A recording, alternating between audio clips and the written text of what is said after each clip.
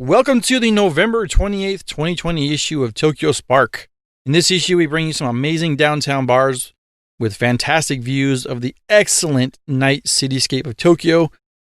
We calculate how much money you would need on a holiday in Tokyo, then cap off the issue with some endless discoveries, a peaceful park in the Sumida area, and raising awareness about accessibility in Japan. Let's get into this. Number 1, downtown Tokyo bars with a fantastic view. These are not the type of places that you go to have a drink with your buddies after a hard day's work. No, these are the places you go when you want a more sophisticated experience, or maybe you have an amazing date night out with your significant other, where you go when you want to share a fantastic experience with someone else. Here's a quote from Japan Web Magazine.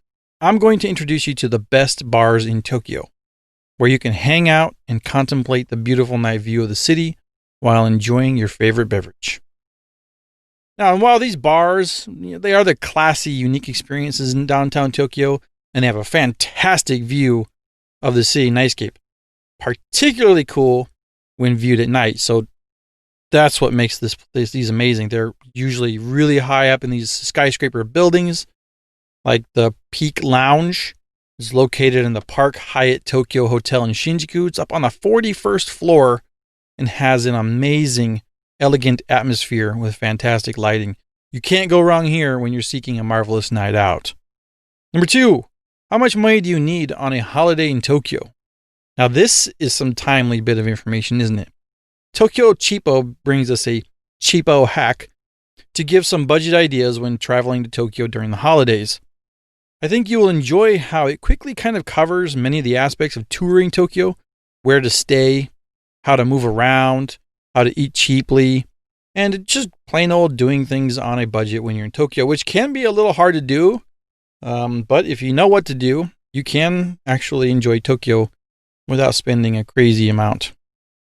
This article is actually from their newsletter, so if you enjoy it, and maybe you should then subscribe to their newsletter and get more tips. One of their tips says to stay in a capsule hotel, which I think is some great advice for 2 reasons. First, if you haven't stayed in one before, you're in for a new experience. Second, they're often very affordable, where somewhere around $20 a night, 2,000 yen, not too bad. And if you're looking for a place to stay at the Capsule Hotel Transit in Shinjuku. It's right in the heart of Tokyo, in the Kabukicho district, and you're just right there in the middle of everything. Some quick hits. You probably don't need me to tell you this, but Japan is a country of endless discovery, with something to see for everyone. Here's a quote from Gulf News. Tokyo, the compelling mix of the past and the present, is unlike any other city you've visited. I think I agree. The Sumida area is home to the magnificent Tokyo Sky Tree, a feat of architecture for sure, standing 634 meters above Tokyo, but the area is also home to several tranquil parks. Check out the Kinshi Park in late March for an impressive cherry blossom experience. Finally, to wrap up this issue, accessibility. Now, accessibility is always a concern to be aware of, especially if you're looking to get around Tokyo and you happen to be where you need accessible places to visit. There is a valiant effort to make Japan more accessible, and I wanted to share this in this issue to help raise awareness. Here's a quote from Tokyo Weekender. It's this new positive characterization of the disabled that Josh hopes leads to changes in Japanese society, specifically in regards to access to education. Now, this is a great article. I hope you take the time to read it and just realize that there are sometimes people out there who have different requirements and different needs when visiting and enjoying these places in Tokyo.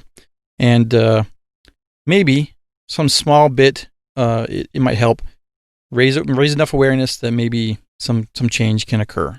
That's it for this issue of Tokyo Spark. If you're listening on YouTube or in the podcast, please click the link in the show notes to get over to Tokyo Spark and subscribe by email, where I deliver this to the readers via email. And also, if you're on YouTube, like everybody always says, subscribe, smash that like button, and all that good stuff if you like this. And I'll see you in the next issue, Tokyo Spark. Take care.